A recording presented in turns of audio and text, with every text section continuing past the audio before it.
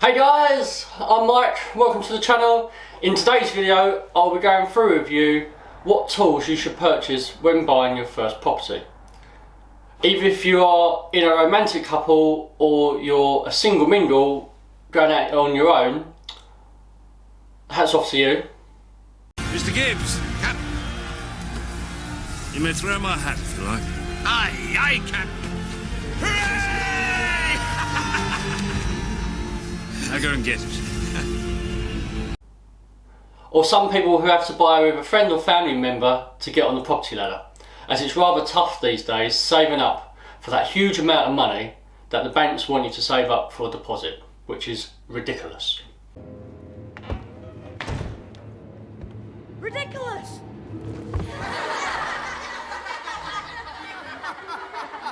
So this video applies to all of you, not just one of you.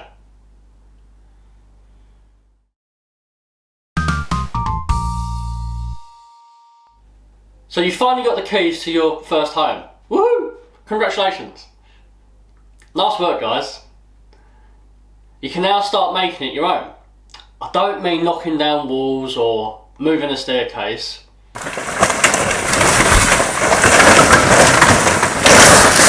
They're fairly biggish jobs on the list, further down the road, if you wish to do some major refurb work on your new home, of course.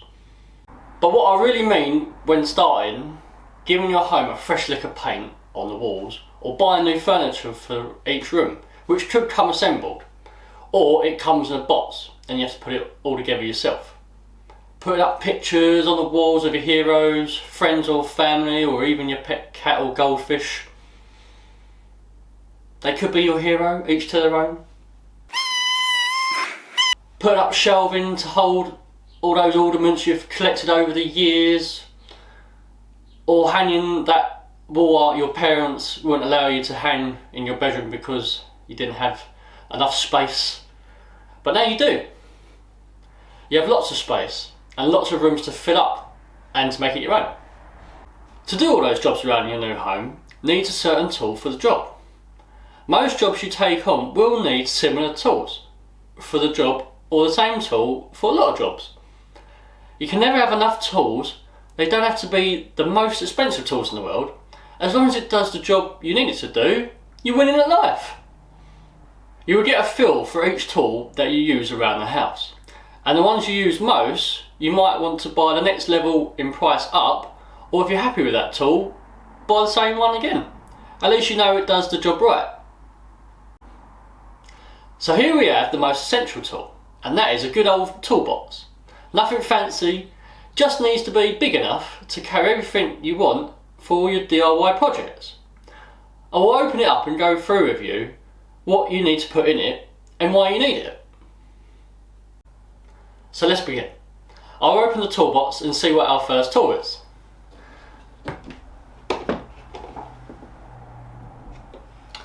And our first tool is a nice pair of red handcuffs.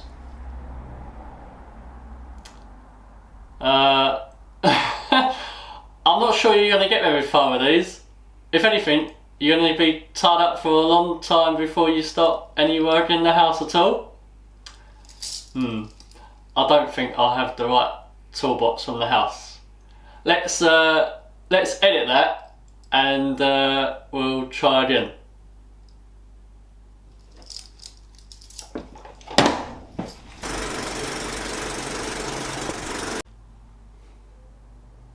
And we're back. Let's try this toolbox, shall we?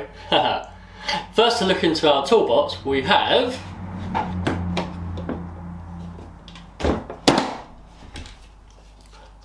a couple of tape measures. I would say buying a small tape measure and a large tape measure is always best for either measuring out any small jobs or large jobs. The larger jobs could be measuring the walls inside. For example, if you wanted to fit new skirting boards or measuring your new flooring out, you're going to need a large tape measure. Or for a smaller tape measure, this would be perfect for measuring like the inside of your windows for like either some blinds or some curtains. The choice is yours. Second on our list is a claw hammer. This is nice and easy to buy, as majority of them are the same. Some are more expensive than others, as they are slightly different in weight, which is to help us carpenters on our jobs. But I'll save that video for another time. But for any home DIY job, the basic hammer is perfect for any jobs, like hammering in any nails in the walls to hook pictures onto, or taking out the old nails left by the previous owner. Thirdly on the list is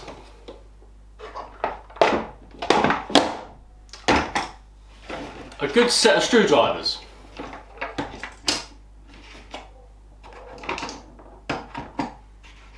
Again, these are a fairly simple thing to buy. You want to make sure you buy a nice mixture of different size screwdrivers. Each screwdriver is for a different job that you have to do. Having different sizes of screwdrivers can help you on your job, as you can test each one out to see which one fits the screw perfectly. Next in the box we have a retractable utility knife. These knives are perfect for cutting open boxes or cutting through tough materials that an ordinary knife won't be able to handle. These are great, as you can even change the blade on them as soon as the old blade gets worn out due to the usage of them. Next in our toolbox we have a spirit level. These are great to make sure putting up all your shelving is nice and level. It might be a good idea to buy a set of different size levels.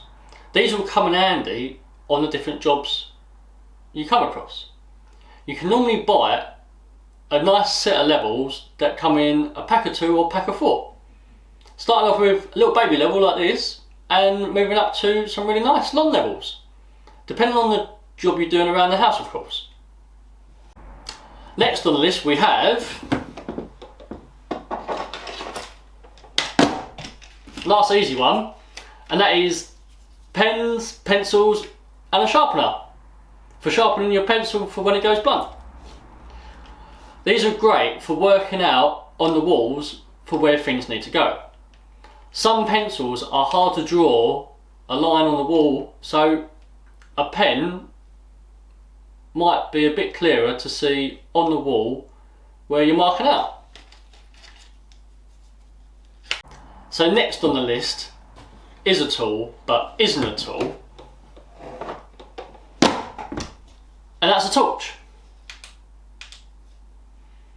Having a torch in your toolbox is great for when there's a power cut and you need to light up the house to see where you're going. Always have spare batteries as well, just in case you use the old ones up too quickly. Next on the list is one that you think you might not need, but comes in very handy, as I've seen so many videos online where people have nailed or drilled into the wall and they've hit a water pipe, and all of a sudden there's water gushing in out of the wall into their face and has flooded your whole house and has cost a lot to put it right. And that little item is a wall detector. These have got to be one of the most best inventions for when working out what's behind your wall, as they will pick up anything that is in the wall, whether it's a water pipe or gas pipe, electrical cable that's hidden, or even if you come across a wall in the house where it's made of timber, the detector will tell you exactly where the studs are, so you know where to fix onto. Genius. Next in the toolbox we have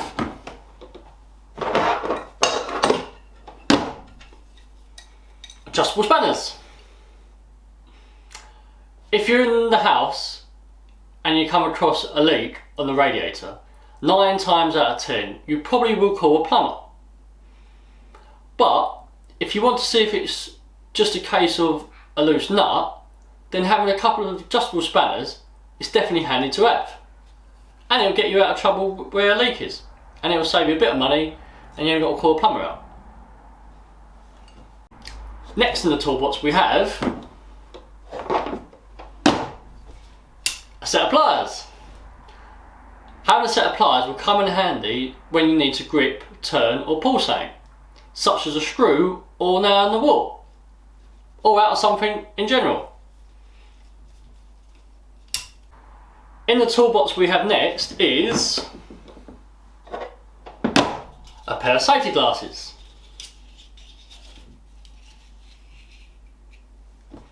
Safety glasses are a must for any DIY's toolbox. When doing any jobs around your home may like to spit out from its walls into your face, so you need a good pair of safety glasses to protect your eyes.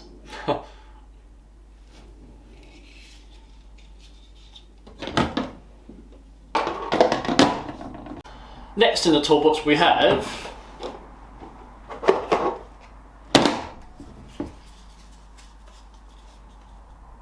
is glue. Having a few different pots of glue, like wood glue or super glue, might get you out of a tricky situation where something has broken and you need to fix it quickly. In the toolbox last we've got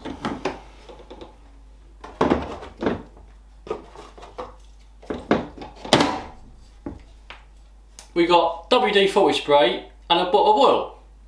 Having both of these can be great for a multi-use lubricant that is great for freeing up rusty or stuck hinges, bolts, and also reduces squeaks in your door latches or your door hinges.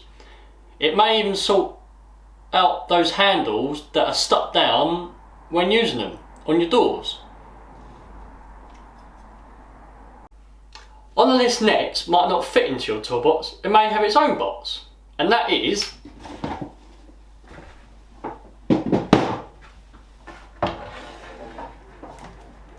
a drill. You have a few options with these, as you can either buy a mains powered one or battery powered one. I recommend both, as both of them will come in handy when drilling into walls or screwing into things. The mains powered one will be perfect for those hard brick walls that will be very tough to drill into, and the battery one is perfect for fixing in screws into the walls. Or if you've got flat pack furniture or anything like that, a drill is perfect for fixing things in together with. I've had these for quite a while now. As you can see, it has shown some life, but they last for a while. Treat them nicely and they'll be good to you. On the list next will also not fit in your toolbox, and that is an